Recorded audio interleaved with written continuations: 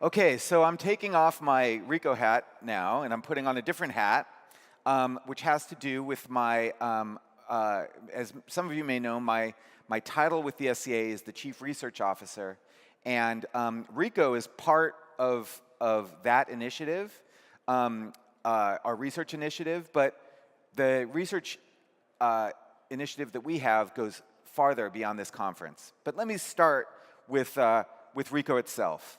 So those of you that joined us last year remember that on this day of the conference in the afternoon, we had some conversations and we took some notes of those conversations and we built some word clouds based on what we thought were the important areas of focus required to move forward with coffee sustainability. And of course, the question that we were asking ourselves was very much the same question that we're asking ourselves today. Fiscal sustainability, social sustainability, all these things that we've been talking about. And you can see that the number one thing that this community that was talking about sustainability is the need for research. In addition, if we look towards the same discussion that we had about economics in coffee and what we needed in order to make progress on understanding and improving the economics of coffee, the number one response was data. So to this community, there is a deep understanding of the concept that knowledge is important, okay? And we get to knowledge through research and scientific investigation. And we care about knowledge because we know that knowledge makes things better. So when problems like this are confronting us, like the current coffee crisis, we know that more knowledge can help us make things better. But the other thing about knowledge is that sometimes it makes things better in unanticipated ways. And let's explore this a little bit. And in order to explore it, I just want to encourage us all to take mushrooms.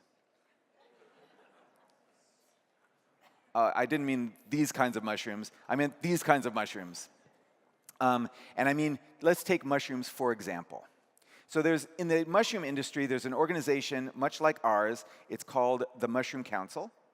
And in 2014, they started a research initiative. They wanted to understand more about one of the properties, the fundamental properties of mushrooms, which is this umami characteristic. That's one of the five basic tastes that we can perceive in our mouth, and it's a flavor that we associate with meatiness or savoriness, and it's clear that that property exists within mushrooms, but they did a sensory initiative to see if they could understand it better.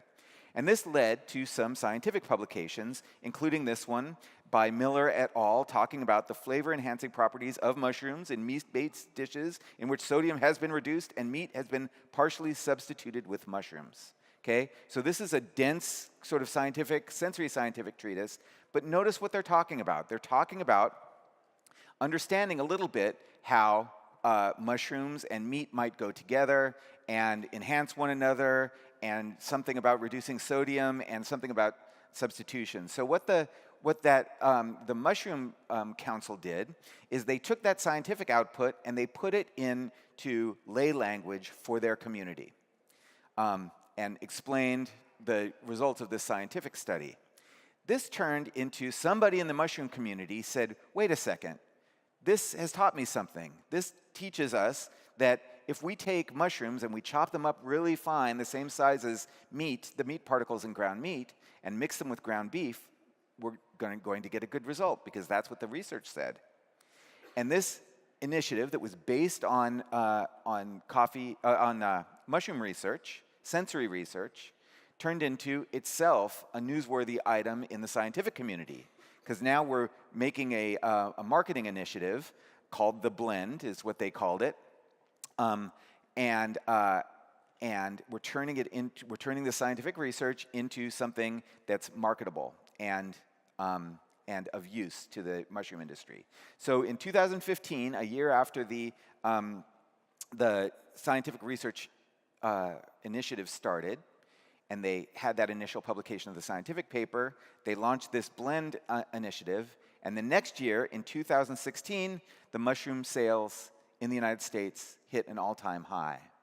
And this spike was attributed to the blend initiative, this initiative of mixing mushrooms with ground meat. And I don't know if you've noticed it. Now you'll notice when you go to the supermarket, this blend idea is referenced on mushroom containers all over the world and all over the country. And in institutions, they're substituting mushrooms, which increases vegetable consumption and lowers the carbon footprint of ground meat.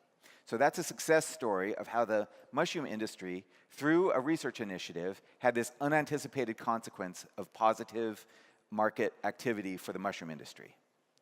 Wouldn't that be cool if we did something like that for coffee? This year, the board of the Specialty Coffee Association decided to launch a new initiative called the Coffee Science Foundation.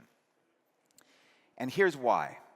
Because we know that in coffee, we're under-researched and under-innovated. We've heard that over and over today. You heard Vava just describe the situation. And specialty coffee is even more under-researched and under-innovated than the other kinds of coffee because we're decentralized, we're specialized, and we're somewhat disaggregated. So what we recognized was we need an institution that can aggregate industry funding towards collaborative, and that's important, collaborative, pre-competitive, and scientifically rigorous research to benefit the coffee industry. And luckily, the United States gives us a structure within which we can build such an institution. It's called the 501c3. It's a foundation, a charitable foundation that individuals and companies can donate to drive this kind of research. So we decided to launch exactly this kind of institution. And the mission of this institution, which was established this year, was to advance the understanding of coffee and secure its future through research, knowledge building, and most importantly, outreach, bringing the information out to individuals like you and the rest of the coffee community.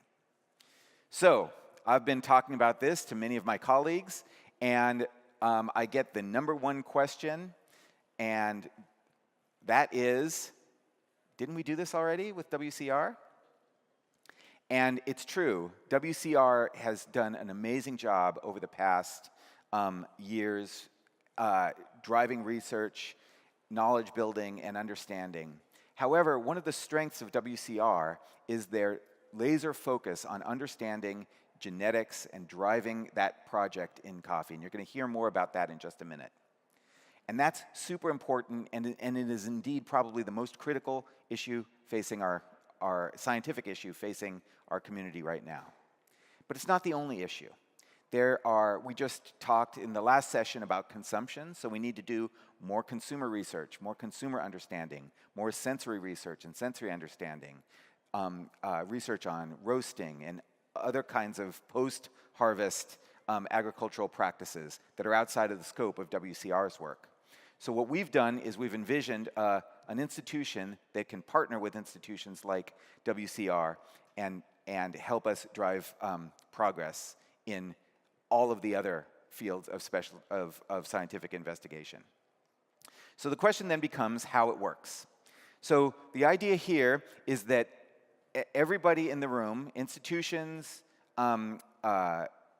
companies, individuals, can contribute both for specific what we call restricted funding projects, so a specific kind of scientific investigation, or unrestricted funding that's just to support the scientific enterprise in general, and take those funds, and the Coffee Science Foundation, puts that to work doing research generally at academic and other kinds of institutions. We manage that research. We help make sure that it's meeting the goals that we have set out. Then we take the outputs, we manage them, and we disseminate them back to the community. So we become essentially a bridge between the coffee community and the academic research community. We've already got a number of projects going, which I'll talk to you about in a minute. Our strategy so we've already started this project, and I just want to tell you a little bit more about our strategy. We're doing research already. There's a number of presentations this week at the SCA Expo on some of the projects that we're doing in extraction. So this is physical and sensory research, scientific research into some of the sensory attributes of brewed coffee and some of the dynamics of it, and understanding the extraction process better. We've also got a stream of sustainability research, working with the SCA Sustainability Center to, and we've just launched a research initiative looking into the relationship between labor practices on coffee farms and quality of the coffee coming from those farms. And finally, and very importantly, market, consumer, and economic research. So this is the numbers that drive our community, and we've got a number of research initiatives around that. So I can't go into much more detail here because of the shortness of the time, but I'm eager to talk with you much more about this strategy and what we're trying to do. So at the moment, what we're doing is we're executing the projects that we've already got in the pipeline, but we're funding new projects and we're looking for partners. That is, research partners and most especially funding partners to help us drive this research forward. So like many of the speakers before me, I'm also presenting the opportunity for us to get involved and put some of our resources to work driving the scientific enterprise and the research enterprise in coffee. I've mentioned WCR already before. There's another opportunity coming up, which is, you'll hear from Hanna next, but the Coffee Science Foundation will be partnering with World Coffee Research, and in order to be able to channel some of the resources from our community towards a specific scientific project, which you'll hear about in a minute. If you're interested in getting involved, please reach out to me or any of these four people. This is our inaugural founding board of the Coffee Science Foundation. You just heard from Vera Espindola Rafael, Juan Luis Barrios, Frank Neuhausen, and Mary Telly are all in this community today, and please, we'd love to talk to you about how to get involved. So on behalf of the Coffee Science Foundation, I thank you for your interest and involvement, and I encourage you to join us. Thank you.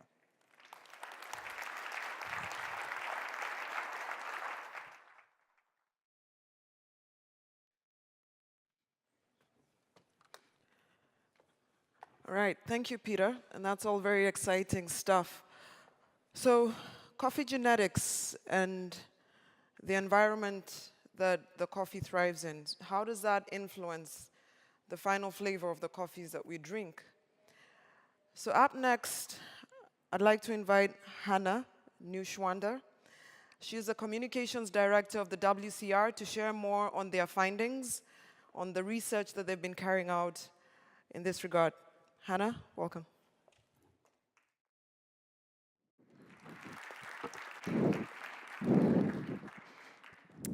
Hi, everybody. I'm so happy to be here. I have a small cough. I'm going to try really hard not to cough into this microphone, but I apologize profusely in advance if I do. Coffee flavor, where does it come from? There's so many different ways to answer this question, and depending on where you sit in the value stream, which is my new favorite term that I'm going to take away from this week, you might be thinking of different answers. How was it processed? How was it roasted? Was it brewed in 24 seconds as espresso or over 24 hours as cold brew? And all of these things do have a tremendous impact on how coffee tastes in the cup. But they're all things that happen to the bean, right? This sort of raw material, this commodity. And before coffee is a bean, something I never get tired of contemplating, it's something else. Every single coffee bean, all of the trillions and quadrillions of beans that are moving around the world at any given moment are actually seeds, right? We know this, but it's easy to forget it. Every single bean at one point had the potential to become a new coffee tree.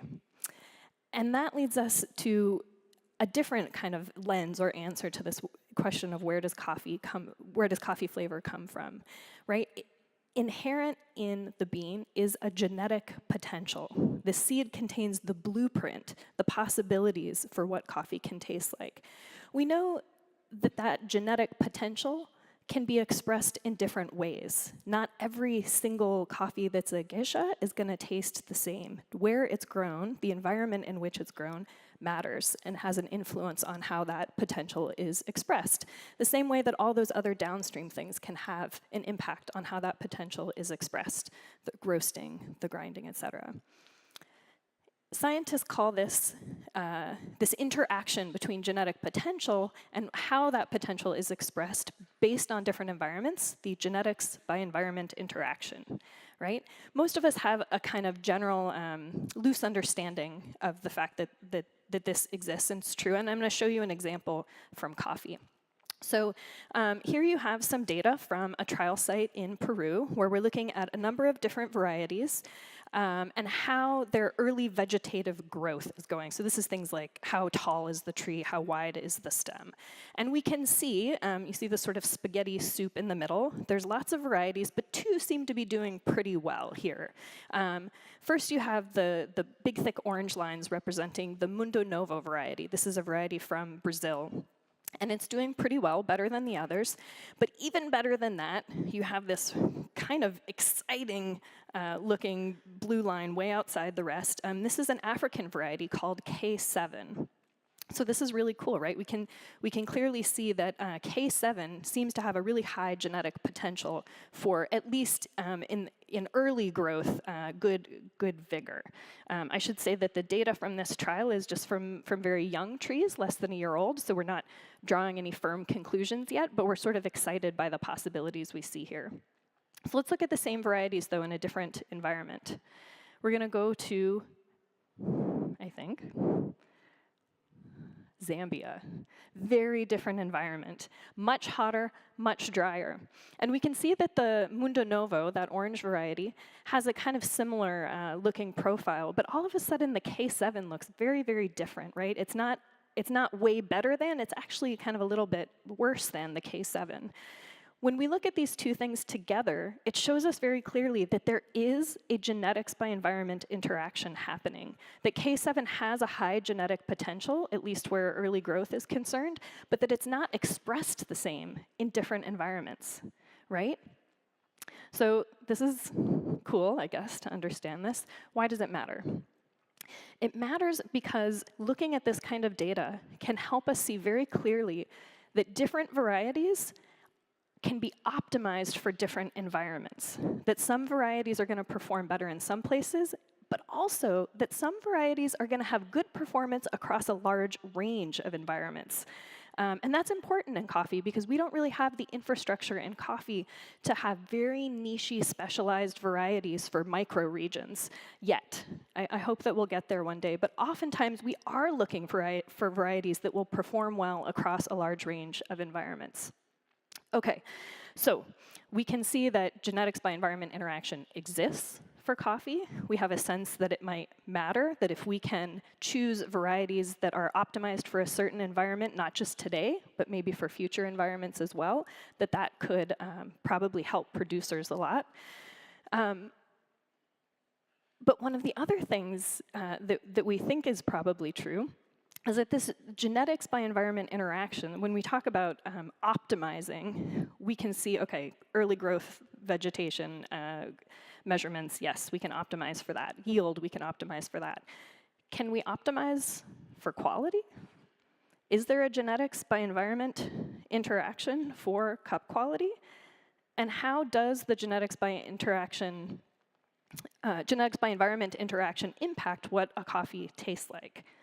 Well, the answer is that we have no idea. We have no idea. We barely have any idea what the impact of genetics is on quality. We have virtually no idea what the impact of environment is on quality, and we certainly don't have any idea what the combination of the two is doing to cup quality. I said we have no idea. Oh my gosh, sorry guys. Here we go. I said we have no idea. We have like a teeny tiny idea. So there's this one really great study from 2012 from some French researchers at CIRAD that showed us very clearly that the same genetics can be expressed differently in different environments. They took a single variety called Laurina, and they grew it in 16 different environments, and actually at 16 different altitudes. It turns out altitude is a really good proxy for temperature. And what they found was a pretty clear signal, pretty clear set of relationships between higher temperatures and certain off flavors, in particular earthy and green. I know it's kind of hard to see, but they're there. Earthy and green, and that those off flavors were associated pretty strongly with certain volatile organic compounds, which may have contributed to their development.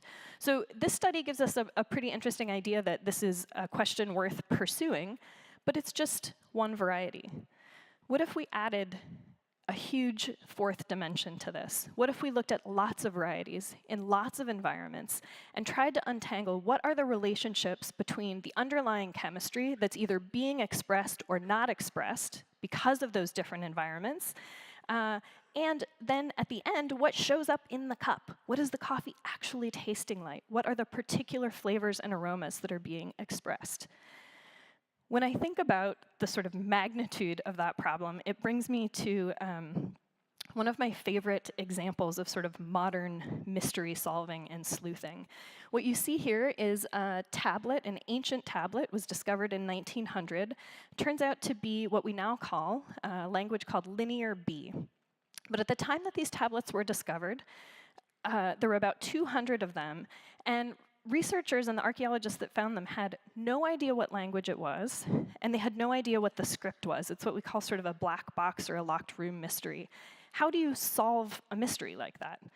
There's no Rosetta Stone, there's no translation, there's nowhere to go to figure out what does this symbol translate into.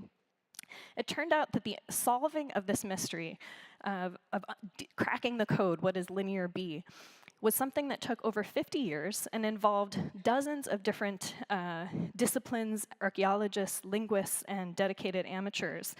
And one of them was this very interesting character named Alice Kober. She was a classics professor at Brooklyn University, and in her spare time, she would go home at the end of the day. She would sit down at her kitchen table and chain smoke. Apparently, she had zero social life. This is literally all she did for 10 years.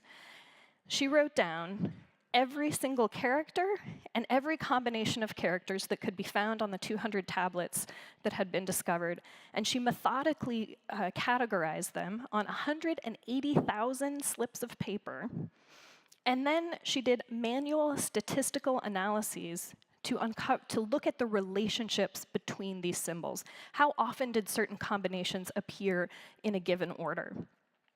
Unfortunately, she died sort of tragically in a car crash before the full mystery of Linear B could be solved, but her work was foundational to its solving.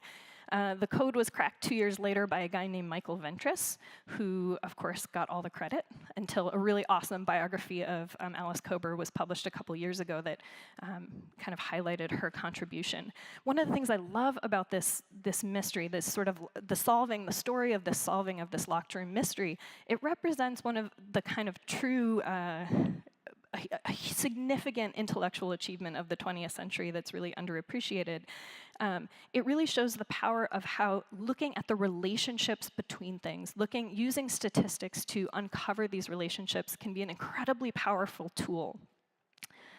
Okay, so we've got that. So that brings me back to, can we do this for coffee? Can we crack the coffee flavor code and try to uncover and decode what are the relationships between genetics, the environment, the chemistry that's happening in the bean, and the particular flavors that show up in the cup?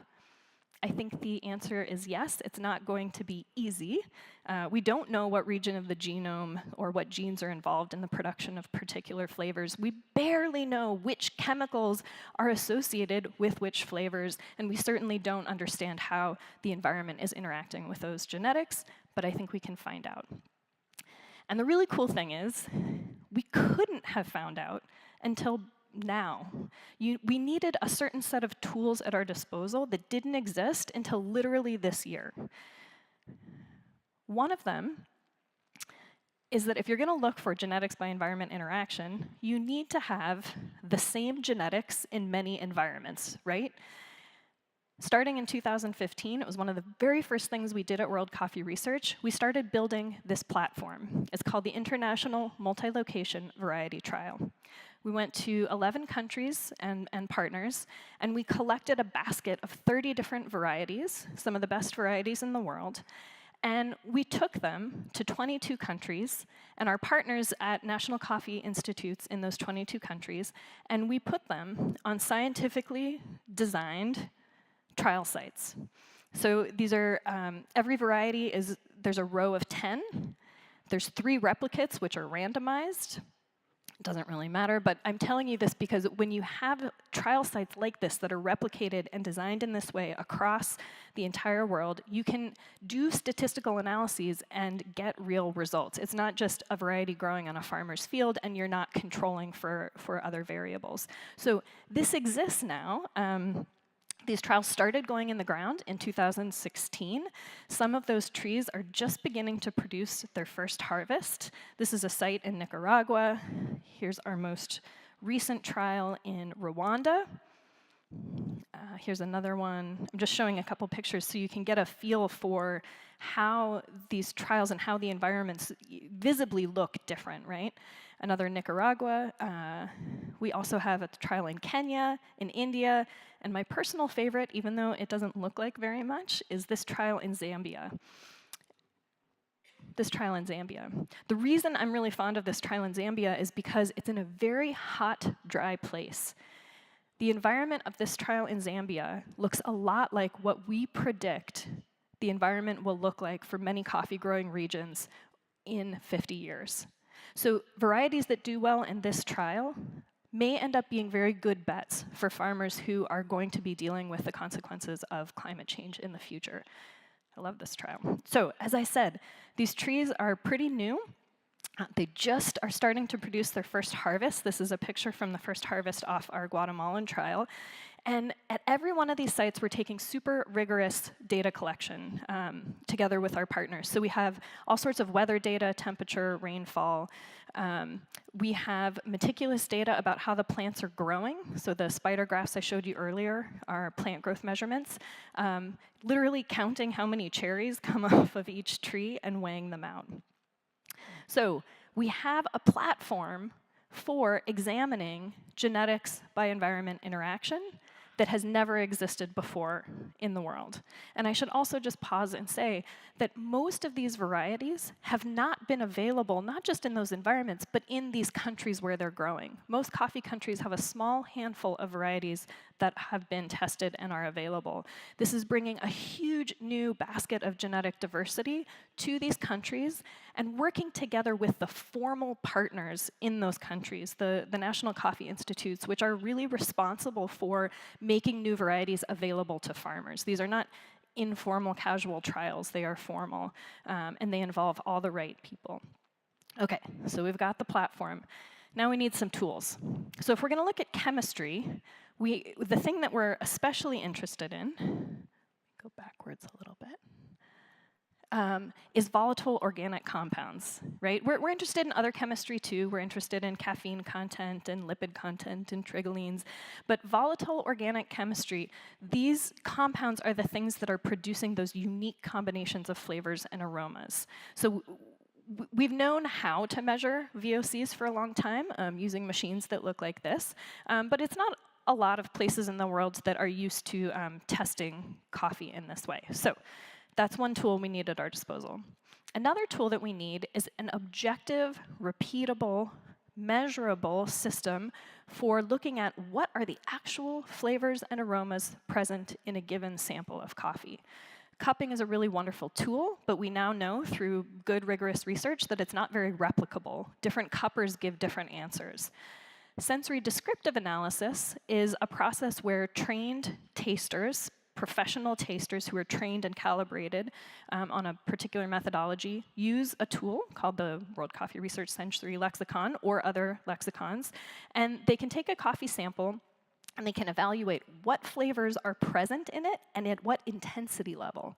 Ooh, blueberry, that's like a 4.5, right? It sounds kind of like magic, but it works. And it works because they taste the samples next to reference materials for those different flavors and aromas.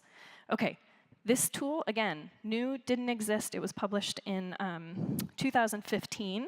It's the basis for the new coffee taster flavors wheel, but that's not why we made it.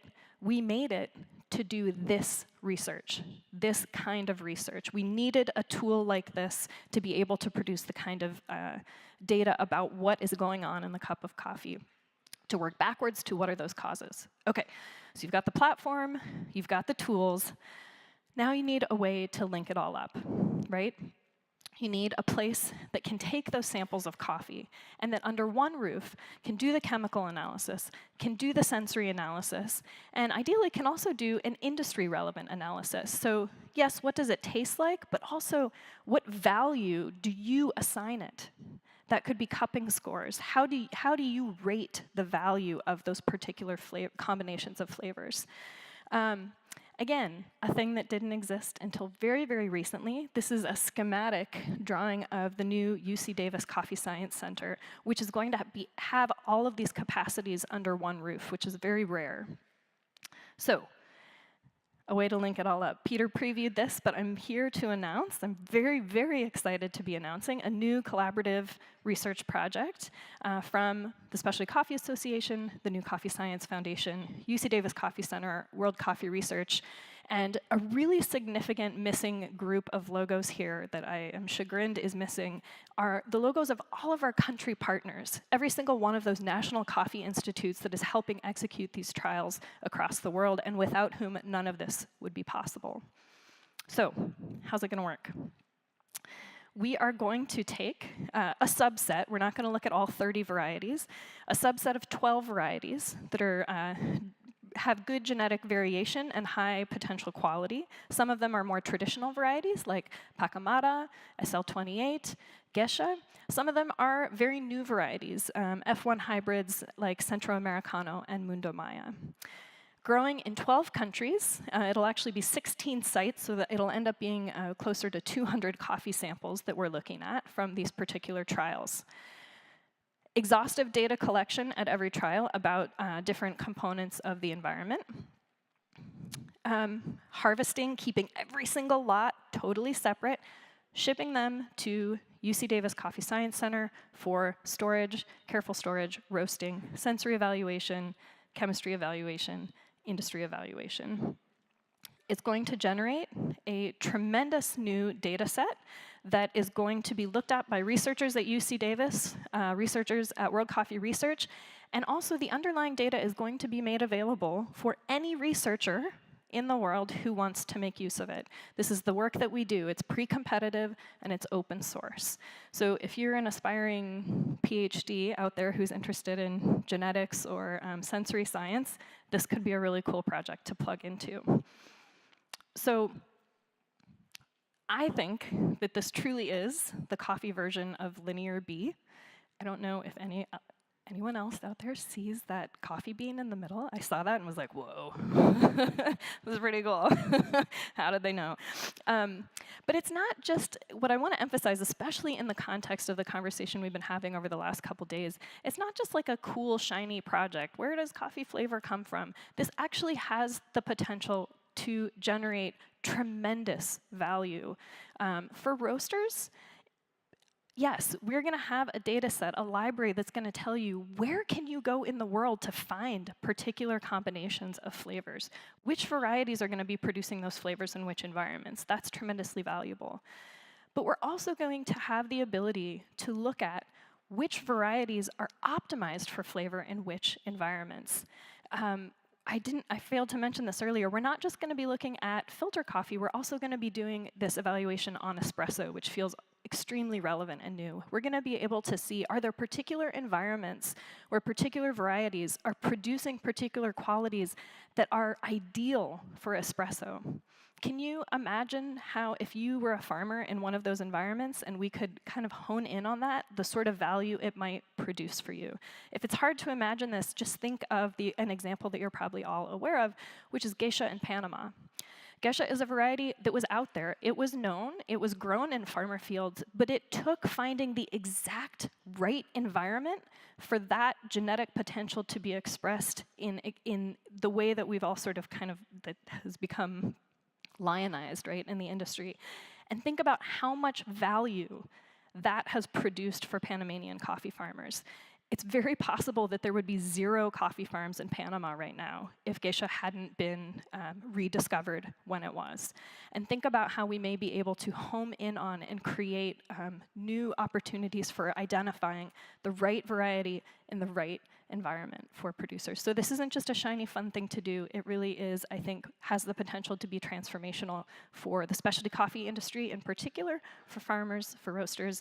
As Peter said, this kind of work is not work that's easy or cheap to do, and so we are pleased to invite you to join us in making this trial a reality. We have the plan built, but the work has not yet begun, and we really are going to need the help of everyone in this room to make it happen. So thank you very much.